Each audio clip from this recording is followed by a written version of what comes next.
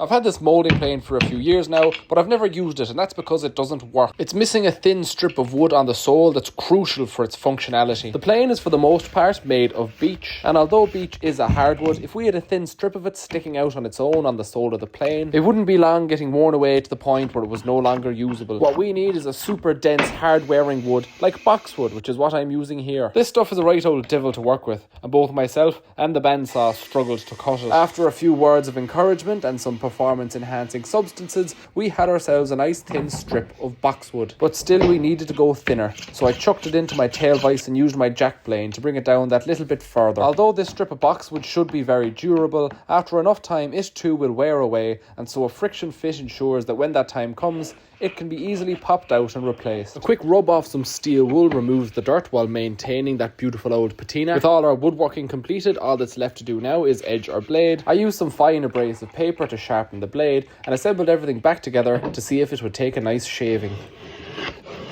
And sure enough it did. With just a few short passes we had replaced the arras with a nice moulding profile. You find nice subtle decorations just like this all the time when you go looking at vernacular furniture. Nowadays the same effect can be achieved using a spindle moulder, an electric router or even a CNC, but I've always been infatuated by the ability to do these things manually. But even still, I can't afford a CNC and I probably wouldn't know how to fix an electric router when it breaks down on me. So these old tools aren't just ornaments, and they more than earn their keep in my workshop. It's long a fold.